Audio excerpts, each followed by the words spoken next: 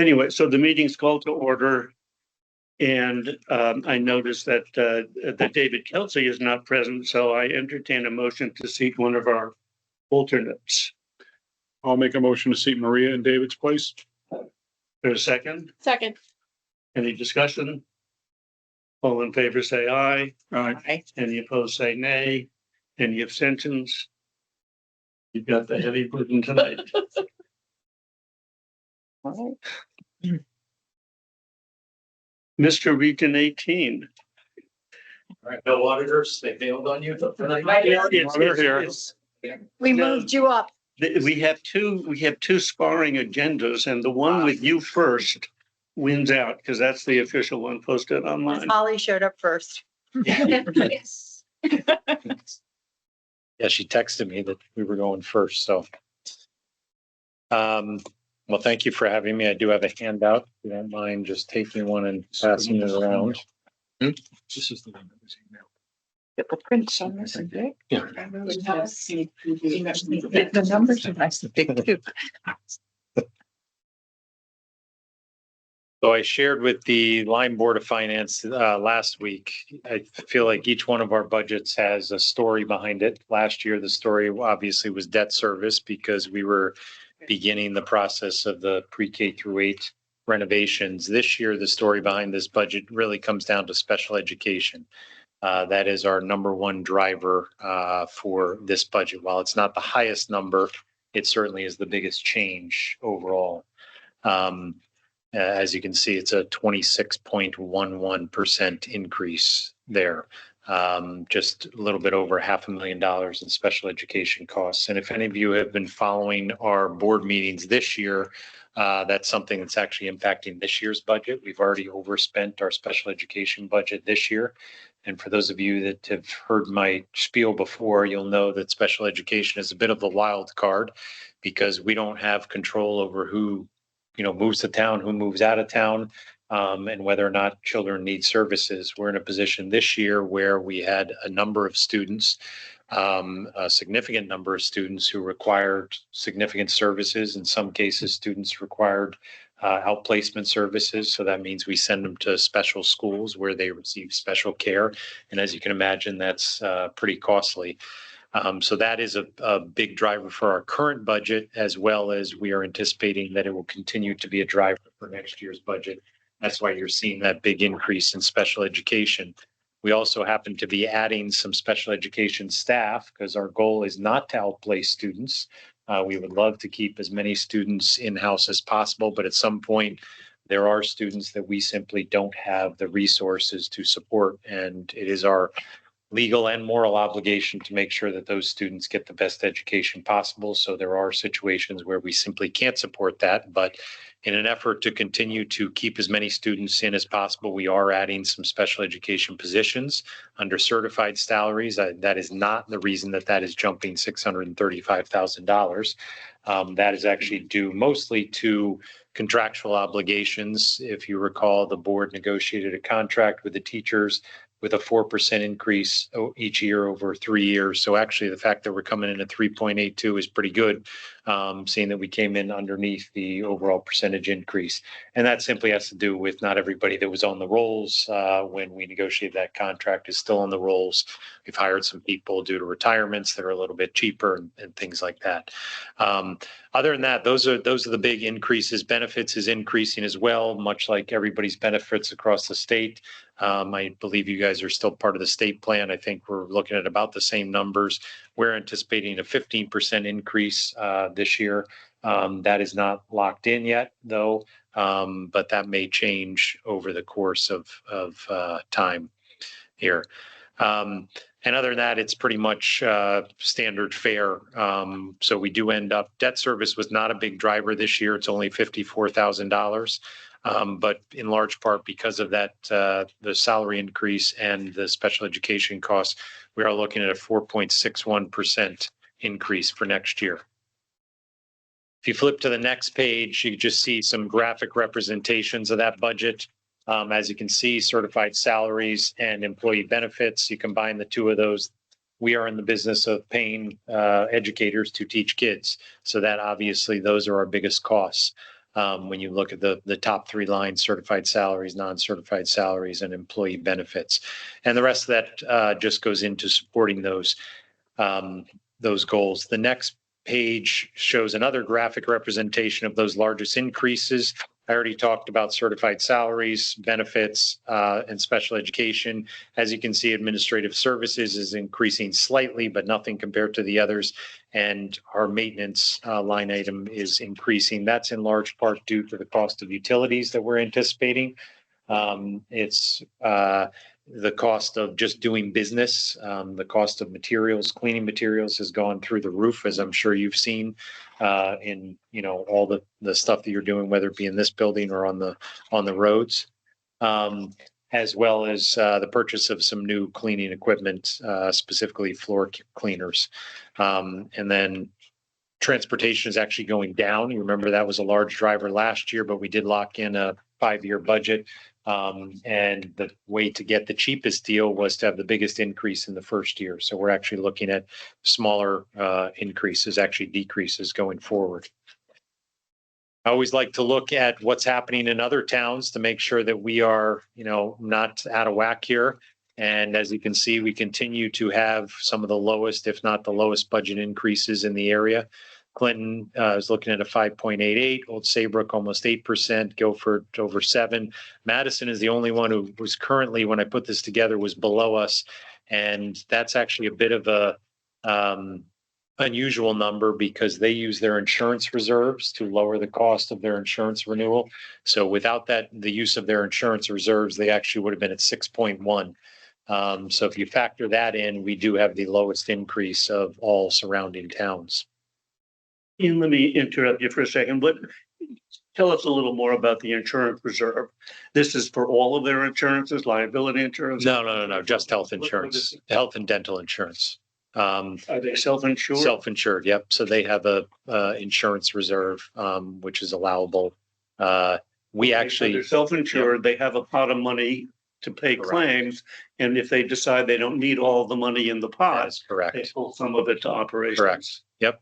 That's how everyone, we aren't individually self-insured because, as I've mentioned before, we're part of the Eastern Connecticut Health and Medical Collaborative, but that group itself is self-insured. Unfortunately, right now, we don't have money in the reserves to make those sort of moves. In the past, we have, and that has been tremendously helpful. We actually had a 0% increase one year because of the use of our reserves. We've had some negative increases. It wouldn't be an increase. We've had some decreases, I should say, in our medical costs because of reserves and claims, combination of both. But yes, Madison was using their insurance reserve to do that. Look at the next slide, just gives some historical perspective. I always like to keep track of kind of where we are and where we've been. And I also recognize that people sometimes have short memories. I'd like people to have short memories about last year's budget because that was higher than we'd like. But if you recall, we did actually have a negative budget in large part because due to insurance reductions back in 22-23, also due to debt service reductions. 2.91 the following year, 3%, 7.99 last year due to debt service. And then this year we're proposing a 4.61.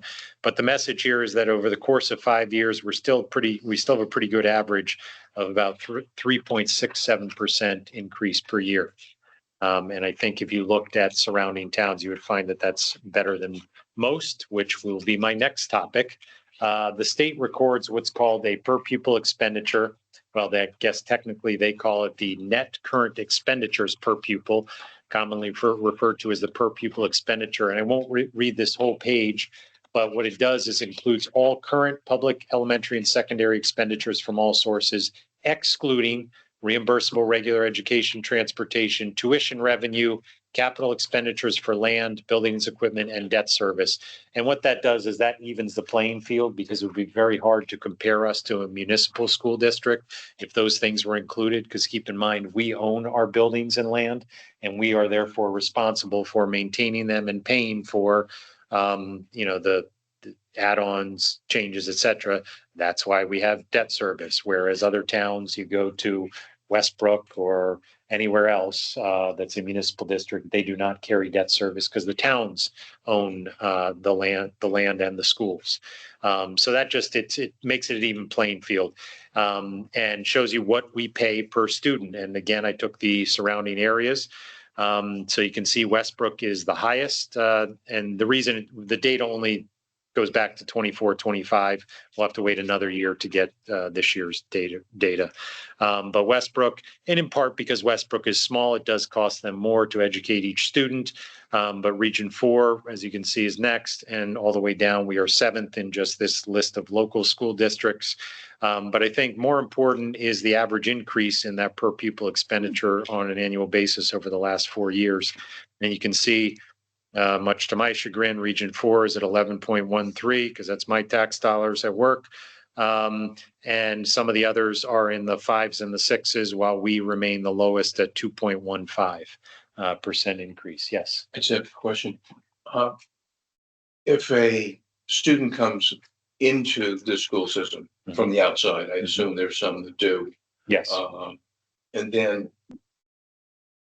how are they charged, so to speak, in terms of Tom Walsh lives in Essex and he sends his kid in? How does that work? So we do take tuition students. If they move to town, obviously it's free, but we do take tuition students. We have, I believe, 17 tuition students now, and there's a different cost at every level. At the high school, it's $19,000 a year. The middle school, $17,000. Elementary schools, $15,000, and our pre-K program is $10,000. I often get asked, or I shouldn't say often get, I have been asked, well, why doesn't that match the per pupil expenditure? Well, the reason the board, and we used to do it that way, every year we would change the rates based on the per pupil expenditure, but it became such a moving target. It was confusing to our tuition families. Because sometimes it would go down, sometimes it would go up. And it was a kind of a bit of a guessing game. So we decided to go with the set cost that not only was close to this number, but also made us competitive compared to some of those other schools that are trying to recruit kids from, the Xaviers, the Mercies, the Williams. So that's really the critical factor. Right. You're competing for that, Exactly. those dollars. Exactly. So the difference of, let's just say, $6,000, at the high school, it doesn't, if a student comes in, it doesn't automatically cost us $25,000 off, that this is a calculation. Right. They come up with a number. Right. If we have to hire a new teacher because a student comes in, sure, it's going to cost us more than $25,000, but to add one student doesn't cost us $25,000. Thank you. If that makes sense.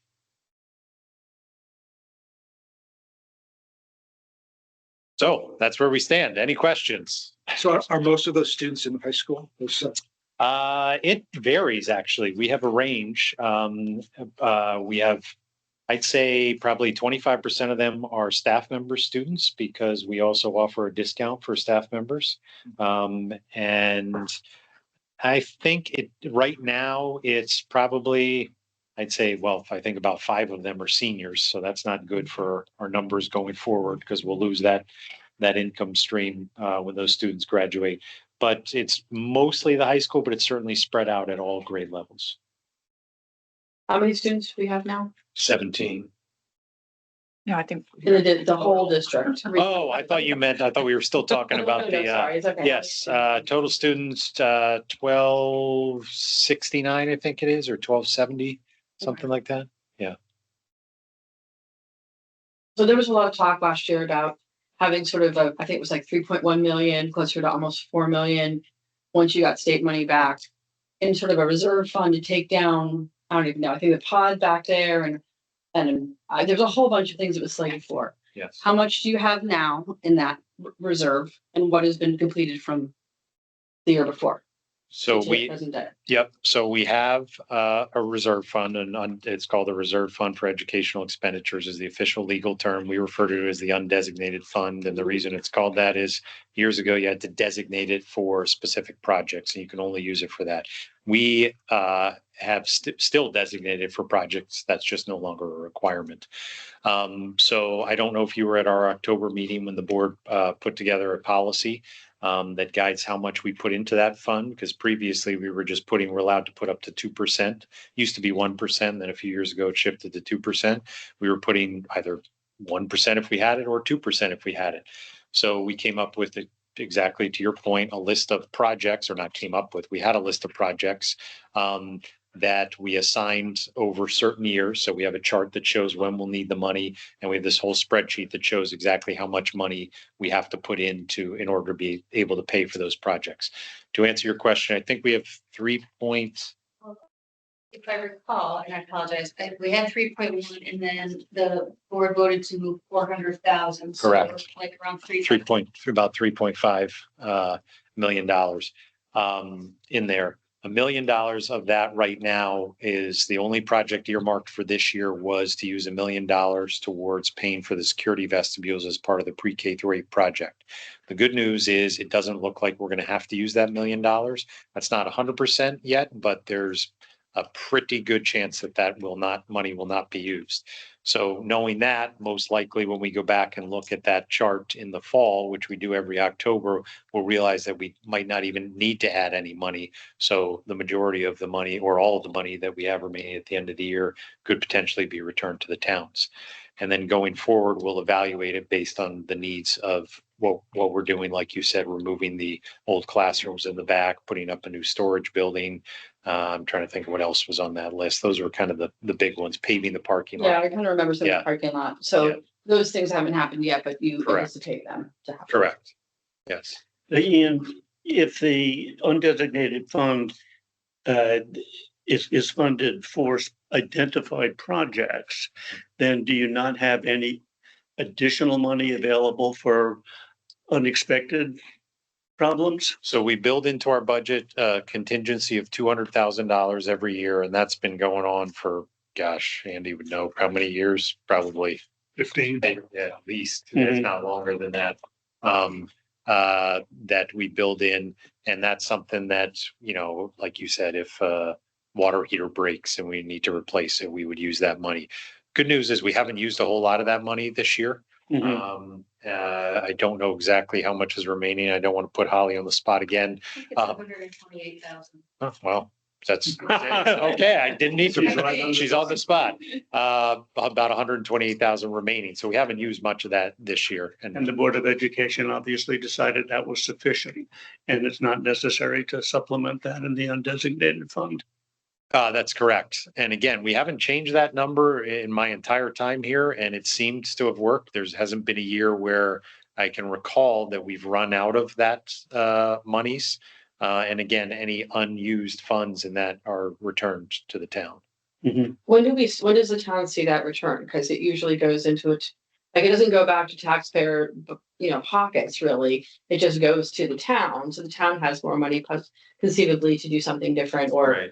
So I think my concern really is that, we don't have an overly inflated population and the budget isn't terrible in terms of what you're asking, but there's over $3 million in projects that may or may not need to be done immediately.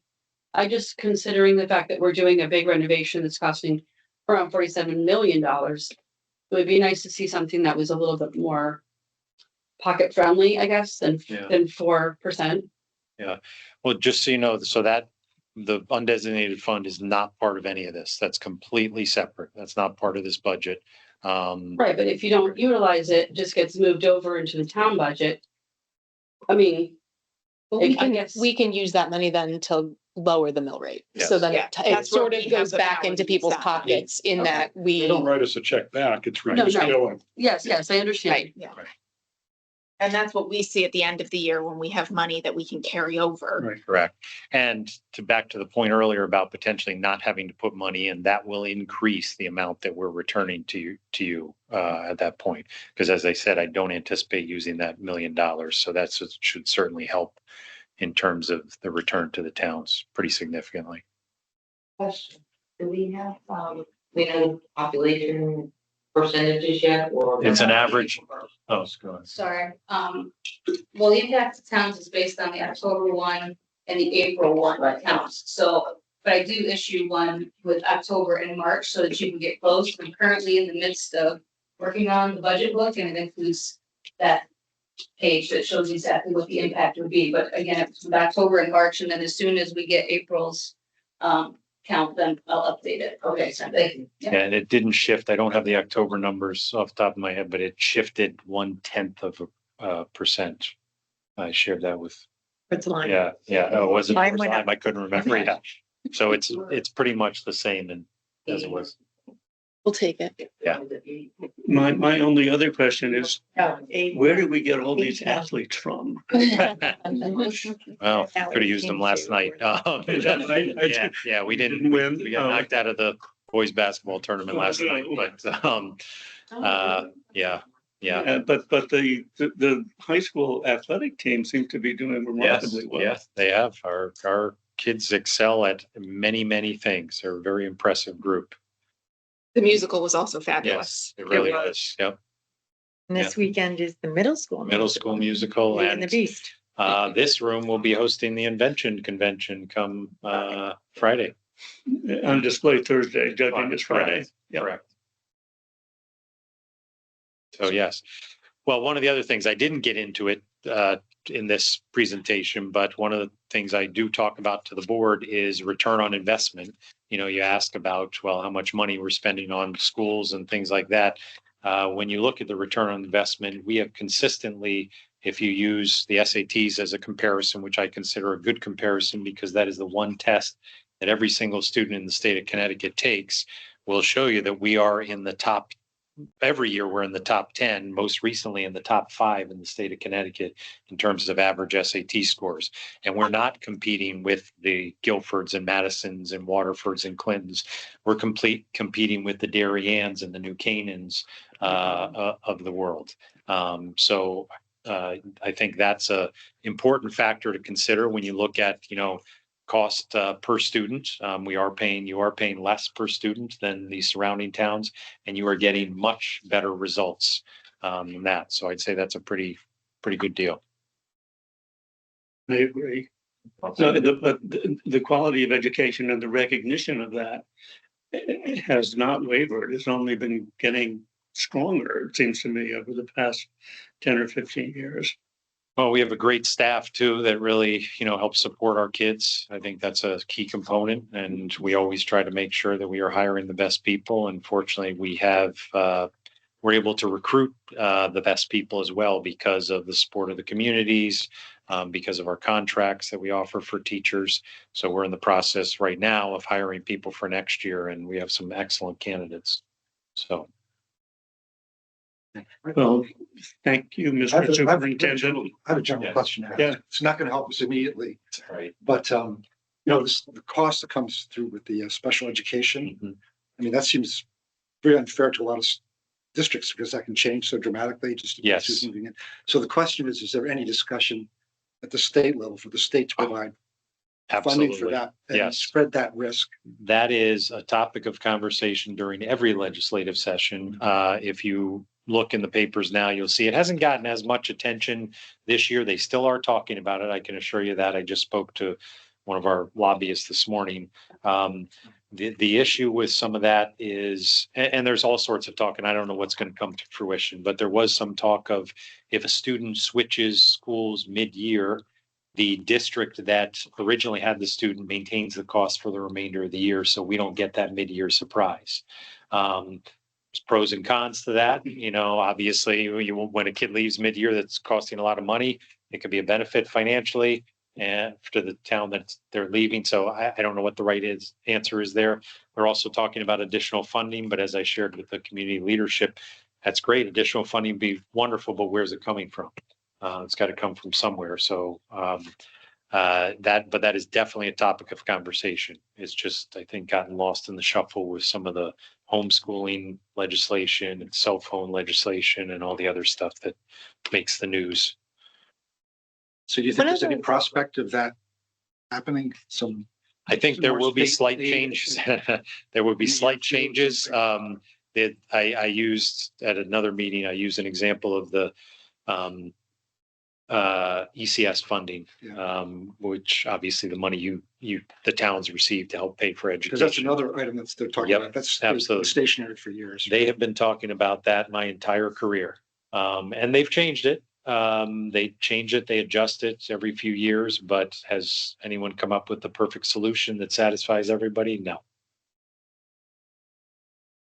Ian, one of the numbers that wasn't in here that I've seen before in your presentations is the number of special education students in our district that do have to be outplaced versus other districts, because this number seems big to us right now, That's a good but point. this Yeah. is actually a very low number compared to a typical district because we do so much in-house care ourselves and education. Yes, I did not include that slide because this whole presentation, I think was like 54 slides before, and I thought I was going after the auditor. So, no offense to the auditor.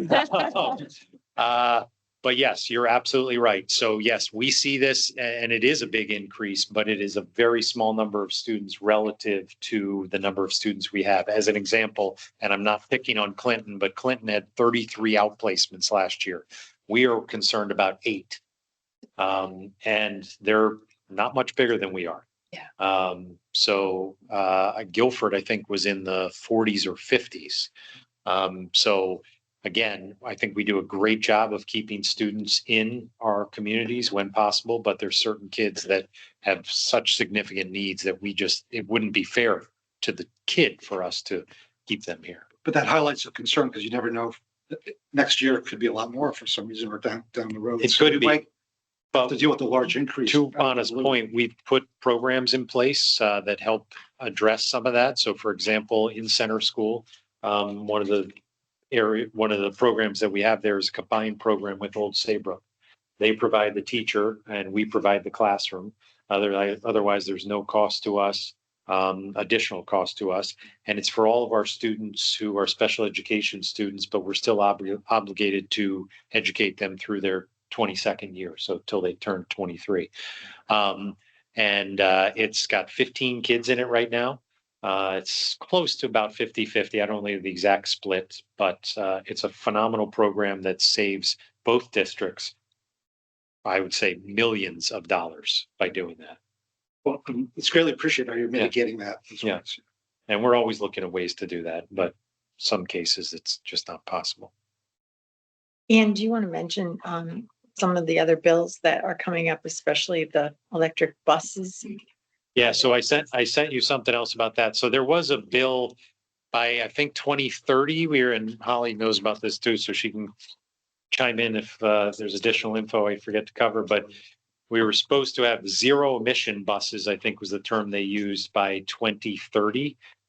We've looked into electric buses and A, they're not cheap. B, some would argue they're not ready for New England winters in hilly conditions. So they do have limitations and they are certainly not ready to take, you mentioned the basketball. Joe Barlow came from Fairfield County to play us last night on an electric bus. They're not making it home. Cause that's one heck of a trip, especially on a cold night. So there is a push actually to push that out another, I think it was 10 years, which would be helpful, but it still will be there. But there's also some concerning issues within that bill, such as we'd have to switch starting next year from regular diesel fuel in our buses to biodiesel fuel. And I'm not an expert in diesel fuels, but from what I've gathered, speaking with our oil company, biodiesel does not function as well in the cold and requires a lot of kerosene, which then ruins the engines of the buses. And it's just a total disaster. So there are a lot of concerns with that bill. There's also, this is my own personal opinion. I've shared with Martha and some others and BJ that the state is pushing for a cell phone ban.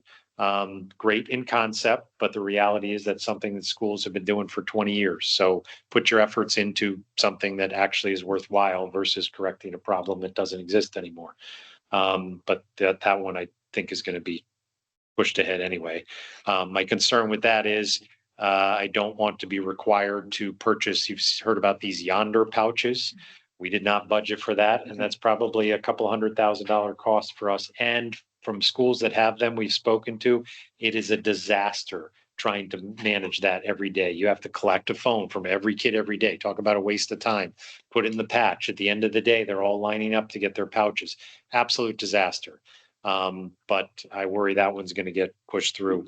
Let me just speak for you, because I think what you're saying and what I would say isn't that we want the kids to be on their phones all day. Absolutely not. No, We just want the local school district to decide how to Right. manage that issue. absolutely. And Right, not have it, right, not have a single Mandate. Right. solution fits all right, imposed by the state.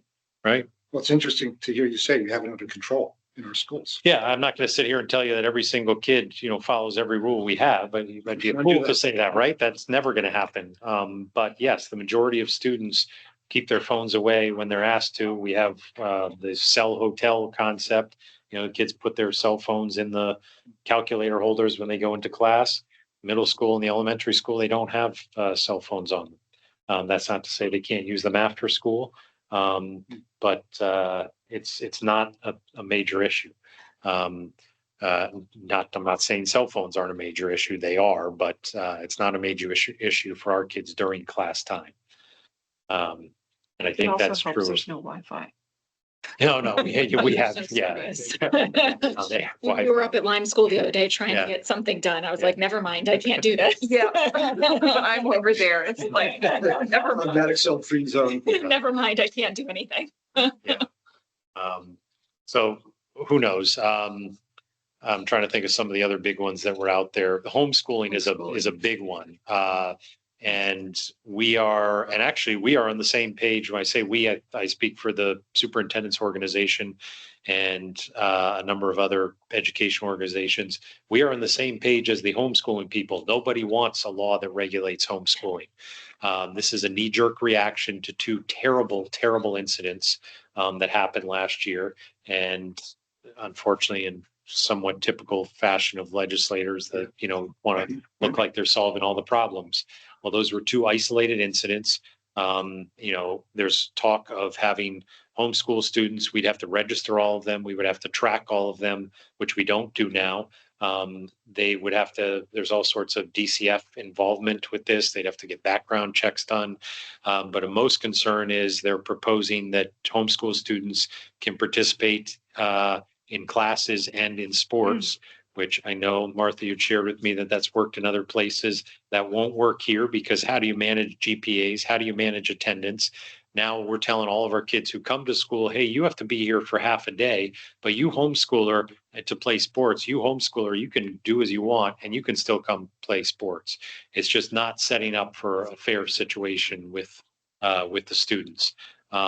So I don't know what's going to happen with that. But I think the fact of just monitoring the homeschooling is going to take up a lot of time and effort and could potentially have a cost in terms, maybe not for a district our size, but certainly for larger districts who have more kids that they'll have to monitor. From what I read, it also had a piece where they were regulating the curriculum, which seems like it makes sense to ensure that with your homeschooling, you're getting something that's reasonable.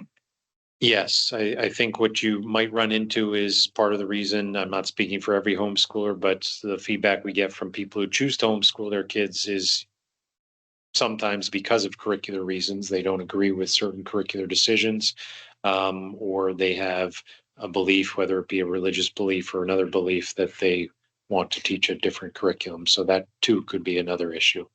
Do you have any idea how many students are homeschooled in our district? I could only guess because they are not right now required to do anything for us. We know of, Yeah, Right. they're not. we know of students that went to our schools and then chose to homeschool, and that's a very small amount. I can think of two maybe this year, one or two this year off the top of my head. But other than that, I couldn't tell you. I don't think it's a large amount in our community, but I'm not aware. We get them in sports, so you kind of know who those families are. You have one. Ian, for the benefit of the Board of Finance, how is the renovation project coming along compared to budget? Very well. As I just shared with Maria, we are right now on budget, so that's great news, and that is not including that $1 million that was put aside. We are also We have received a large majority of the grant funding that we were assured by the state of Connecticut. And the amount that we ended up having to borrow is going to be less and at better interest rates than we anticipated. So all of that combined, the numbers that we had originally shared when we went to the bond referendum are going to be significantly lower in terms of what we spend and what it's going to cost each of the individual taxpayers. Well, that's good news. Yeah. Yeah, no, it's definitely going well in that regard. Anybody have anything else for Ann? Thank you very much. All right. Thank you. Thank you. Thank you.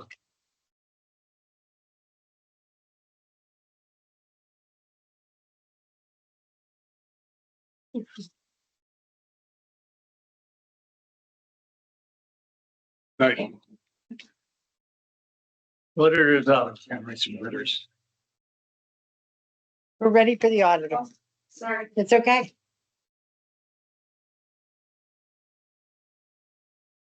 Good evening, everyone. How are you? Hopefully my presentation will be much shorter than the superintendent. Not after we grill you. No. So I'm Could you just introduce yourself? I'm sorry. sure, I've forgotten your name. sure. So my name is Leslie Zoll Leslie, how do you spell? from Z as in zebra, OLL is my last name, Yeah, you got the firm. CLA, yeah. So I'm here tonight to present the audit results for June 30th, 2025. Get a presentation on. I like to start all my presentations. I know some of you I've seen before, some of you might be new. So I always like to start with what do we do as auditors when we audit a town? If you can go to the audit scope slide, Anita, that'd be great. Which one? Keep going, Agenda? audit scope. Oh. One more. Thank you. The financial statements are the responsibility of the town. So Anita gives us that information. We do help her create the draft to be in the format that is required by the state of Connecticut, but it's the town's responsibility to create those financial statements. And we come in and we opine on those financial statements. We make sure that they're in accordance with generally accepted accounting principles. And that they are free from any material misstatements. We also express an opinion in relation to the state and federal single audit, state awards, federal awards in relation to the financial statements as a whole. And we do express an opinion on compliance related to major state and federal awards. We do not opine on internal control. So we don't dive too deep into the controls of the town, but as it relates to the numbers within the financial statements, we do get an understanding of those internal controls. If there's something that we think rises to the level of a significant deficiency or a material weakness, we're required to share that with you as those charged with governance, either on the financial statements or in relation to state and federal awards. So as far as the executive summary of results, the town of Old Lyme has received a clean opinion yet again this year. Great news. The financial statements had an unmodified opinion. The state single audit also had an unmodified opinion. That's what you'd want to receive each and every year. And you have again. The federal expenditures for Old Lyme did not reach the threshold, so a federal single audit was not required this year. As far as internal control issues, we found nothing that at all that rose to those levels of a significant deficiency or a material weakness I discussed earlier with you. So clean opinions all around. As far as the financial results of the town, you can see here this comparative schedule is included in the management's discussion and analysis. You have total net position of 51.6. That's an increase of 5.2 million from the previous fiscal year. That previous exhibit was on full accrual basis of accounting, which means it includes all of your assets, all of your liabilities, all of your funds, governmental funds together with the exception of any pension funds that you have.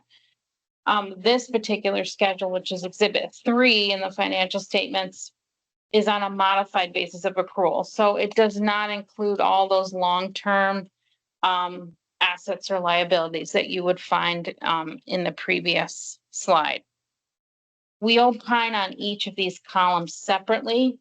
So as you see, the general fund, that's always a major fund of a town, and we have a separate materiality level for that fund. Same with the other two columns, the miscellaneous fund and senior center. The other governmental funds is what we call an aggregate remaining opinion unit, which includes some other fund types as well, aggregated together. You can see from this is the balance sheet. However, I just want to go through some of the increases from last year. So the general fund, currently at 6/30/25, had 17.6 million in fund balance. That was an increase of 2 million from the previous fiscal year. Miscellaneous fund increased 38,000. The senior center expansion fund increased 958,000, and that's with the bond issue that of 4.1 million that you had last year in 2025. And then that other governmental funds column increased 60,000 from last year. Is the other governmental, those are our designated funds like for fire equipment? All your smaller funds together. Yeah. Okay. And there's a schedule in the back of the report that shows what those are. If you can go to the next slide, Anita. Tax collections remain pretty strong. As it has been in the state of Connecticut, we've been very lucky with tax collections overall in the state. Your general fund unassigned fund balance of 15.5 million represents 35%. That's more than we've seen pretty much anywhere. So you have a very healthy fund balance. In terms of budgetary activity, revenues came in higher, which you would want to do, right? 617,000. Budgetary expenditures came in lower by 619. So overall, great budget year for you for 6/30/25. Let me interrupt you for a second and ask Anita, for collections, do we assume 98.5%? That's our assumed collection rate. Thank you. As I said, the federal single audit was not required this year because the expenditures did not raise that level of the threshold that meets that requirement, but you did have a state single audit. Expenditures were 2.2 million. And we go through a risk-based approach. That's the state of Connecticut has required us to do. And so this year we've tested town aid road grants and steep. And as we said earlier, there was no findings to report to you on the state single audit. And I just want to take this opportunity to share with you some required communication. It did come in your deliverables in a letter format, but I just want to highlight some of those things. GASB 101 and 102, which are Government Accounting Standards Board statements. The GASB is required to implement 101 and 102 this past year. So compensated absences and certain risk disclosures. Compensated absences was a little heavier of a lift. We had to do some analysis, some history going forward, but it did not materially impact your financial statements. Certain risk disclosures are on any transaction that would cause a risk to the town. There wasn't any of those transactions, so we didn't have to implement that standard. And GASB 100 on accounting changes and error corrections, we did have some movement. Things that were non-major became major or vice versa. And the way that you have to present those on the financial statements is included in GASB 100. So we did implement that this year. But there was no difficulties during the audit. Anita is great. We never have any issues with any of the information she gives us. There was no significant estimates that were material enough to report to you in the financial statements. No disagreements with management, no opinion shopping, no independence issues. There was one past adjustment where a capital asset that should have been recorded last year was caught this year and booked this year. And so the impact of that is just timing between this year and last year on the government-wide statements, but it was not material to the financial statements. So we did not restate. May I ask a question? You sure can. When you think about risk, for our town, Mhm. do you take into account that we're a shoreline town? Do you assign more risk to a shoreline town than one that's further inland? I wouldn't say just the fact that you're a shoreline town would not necessarily raise it to a higher risk. The smaller the town, maybe there's more risk in terms of segregation of duties, right? Because there's not that many employees, but just necessarily geographically may not rise to the level of an additional risk. If that answers your question. So it's not a risk factor. The geography is not a risk factor, generally speaking. Not in Connecticut, at least right now, no.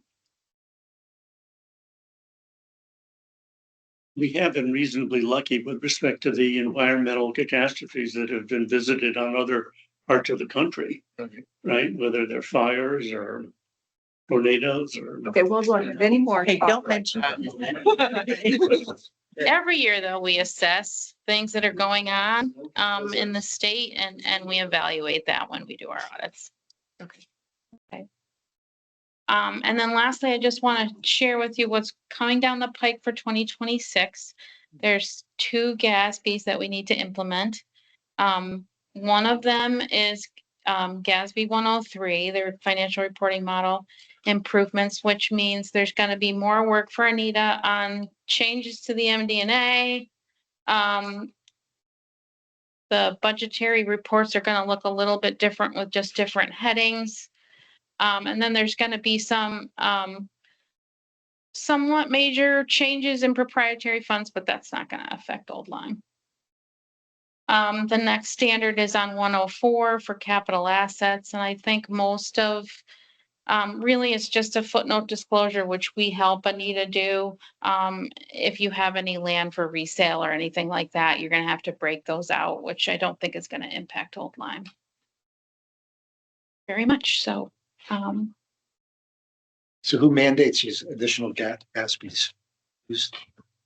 So there is a board, a government accounting standards board that issues these yearly and makes us all do it in accordance with our standards. Okay, because it seems like the audits up to now kind of cover everything and so everything is copacetic. You would think, but they always find more. things. Okay. They always find more things for us to do, unfortunately. Probably due to a situation in one community that occurs that. Yeah, and this is national, right? So they're trying to make all of us do the same thing on a national level. Yeah. And these are standards that apply to you as accountants or apply to municipalities because the state of Connecticut has seen fit to implement them. In accordance with generally accepted accounting principles, you have to apply these standards. So it's municipalities have to have these standards within their financial statements to be in compliance. State law or your audit standards Both. as professionals. Both. So So the states adapt these and it's a double application. Okay. well, Anita was looking forward to have some more stuff to do this year. Leslie, I just want you to know that our staff loves your staff. They come in, they're so professional. They work so well with Thank you. us. They're I'm glad to hear that. just really and truly nice people. And I know that Anita enjoys them and they're just lovely. Thank you so much. Any other questions? There was a reference in here to a December 15th letter. Was that part of the packet? It was referred to a number of times. Should find it. They're probably referencing the letters within the state single audit. So in that state single audit package, there's two Okay, letters. okay. There's one on compliance, on the state and federal programs, which we went over tonight. And then in the back of that, there's a letter on internal controls and Page 3. compliance. Andy, it starts, I think, on page 1. It's a I 3-page. did, there wasn't a date on it, so It's right at the end. was it? It's on the last, all of our opinions are the same date and they're on the Okay, last page. thank you very much. I apologize. Yeah, that's okay. Read the date on your name. It's okay. Any other questions for Leslie? If there's anything that ever comes up, please give us a call. Anina knows where to find me. I'd be happy to help. Thank you very much. Thank you.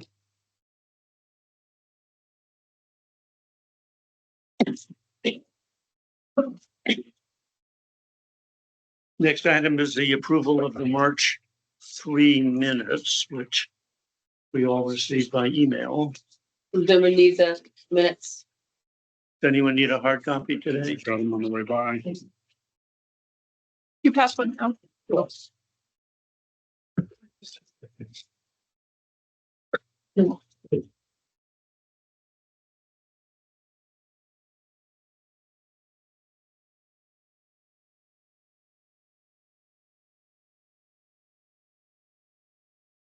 I have a question. Do we have a standard practice as to when we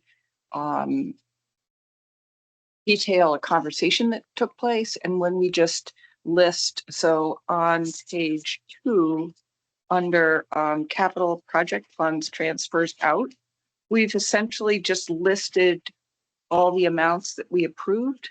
But my recollection is that for 1008 Parks and Recreation, we did have a discussion about that and we changed that number. I don't know if that discussion should be reflected in the minutes or not.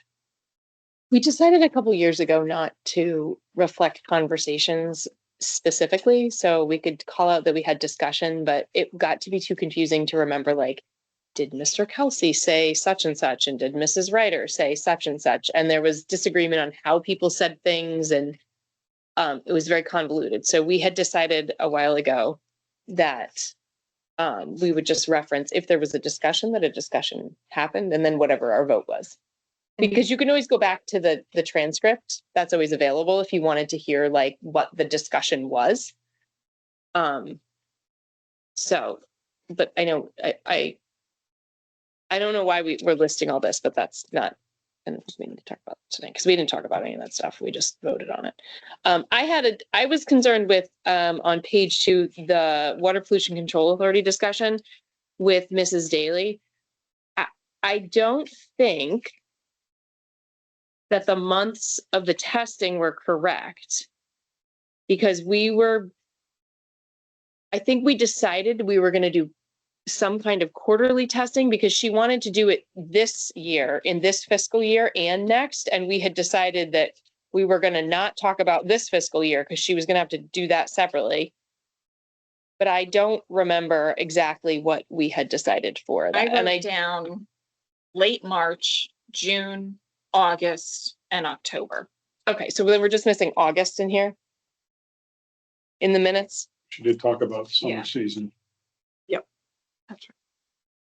when it was busy. So we'll add the month of August after the month of June.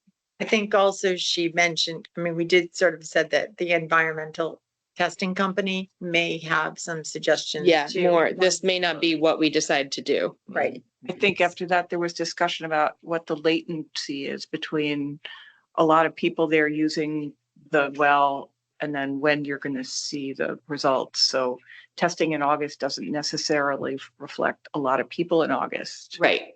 There may be a latency and that may not show up till October. I don't know. So I don't know how you want to say that in the minutes, but But yeah, I don't think the minutes quite reflect. I think discussion would be better, and then just that we gave her $18,000 or whatever, however much money we ended up voting on. Well, but I think it may be accurate. I think it's accurate that she requested that the wells be tested during these months, right? We didn't act on it. We didn't Okay. vote on it. It's just a request. I would like to add though, on the legal counsel line, it was decided to reduce the legal counsel line by $18,000, add by $18,000. It says by, Right there. it says by 18,000. Yeah, the last sentence. Oh, boy. Is that what was passed out tonight? Yeah. Okay, so my email version didn't have that. Okay. That's right. Oh, it's sorry. Reduce the legal counsel line by 18,000. I've got the wrong, yeah, I've got the wrong thing. That's okay. I'm sorry. This copy has it. Yep. It's a new copy. Anything else on the minutes? I'll make a motion to approve them. Tim seconded? Yep. Any discussion? All in favor, say aye. Aye. Any opposed, say nay. Any abstentions? I'll abstain. Good for you. One abstention, the motion passes. Thank you. Anything else? Any other business? Martha, do you have anything you want to I talk just- about? I sent you all an email with my homework assignments from last week and I just didn't hear back from anyone. So I didn't know if any had any questions. I had one thought. You, if I remember, you were asking them, do we paint every 4 years or do we paint sides? and That what? question, the people were here today to give us a quote, but it hasn't come in yet. Yeah, I guess the question I meant to send you was, how often should we paint? Well, that's gonna be one of the It was one of questions the we questions, asked, yeah. but they were here today because it was such a beautiful day. So Yeah. they were Yeah. canvassing, 'Cause- canvassing the building. And Was of it- course, as I was asking Eric this, I was looking up out of a window and I said, there's a big piece of chipped wood coming in. And he said, yes, it's a cement board pulling away. So as I was looking out a window, I said, oh, we have a problem right there. So anyway, Because they may come back and say you should paint every 4 or So 5 next years, but the weathered side should be painted X number of times. right, we'll have answers for you next week. I really think that the UST guidelines do have it. If you have an underground storage tank, it's an underground storage tank and it because propane is liquid in the tank. Like that's how it's stored. So I understand, but they did. did they talk to DEEP about it? Did they talk to the UST They group? reviewed the Connecticut state statutes. Which say they includes propane in it. So that's why I don't know where he's getting this from. I would call DEEP about this because I just don't want you to end up getting in after the fact Well, and having to do it You're all not- over so again. You are replacing the tank within the ground, Yep. a new ground. So, Doesn't matter. You still have to Okay. do all that I'll testing. tell them to. come. So, I mean, it would be a real shame if they put the tank in the ground. Yeah. And then you find out you have to do the testing afterwards. It's just a phone call to say, hey, we have a Fine. propane tank. I'll so- have him call. We Can you all, send this, can you send the verbiage that you have noted? So that we can review it? Yeah, I mean, it says all underground storage tanks containing petroleum products, which Okay, so Which just. propane is a you send it, petroleum product. So I'll Okay. use it. So Essentially to respond to her Yeah. email. to reinforce Yeah. why I'm asking. I mean, I don't mind calling her. When it's under pressure, Let's they just. keep it under pressure, so it's liquid. boys and girls, the February financial reports, we all gotten hard copies tonight. Let's take a look at them over the week and talk about them at next week's meeting. Right. And Michelle, They normally don't do financials till like May now. say what? Normally don't, I give you out the financials, we normally don't go through them until like May, after the budget. Well, but is it okay if we do it? You're gonna give me more homework? Say what? You're gonna give me more homework? No, you're done. You already did it. Well, You no, did then it. I gotta do it in. No, you've passed out. You Yeah. passed them out and we'll review them next week. I think we might have had this discussion a year or so ago, but I don't remember the history. I don't really care about the history. Let's talk about them. No public comments or no publics? Michael online. Oh, you're, well, He's muted. you're muted if you're there. Michael, do you have any public comment? He's muted. You can unmute. Maybe he's not there. For a reporter. Oh, you should. It's definitely there. 'Cause- But nothing very exciting. No votes. Motion, So moved. motion to adjourn. Second. Yeah, so moved. Move to adjourn. So moved. I don't know what to do with myself. It's 8:02. Paul's probably gonna be shocked to see me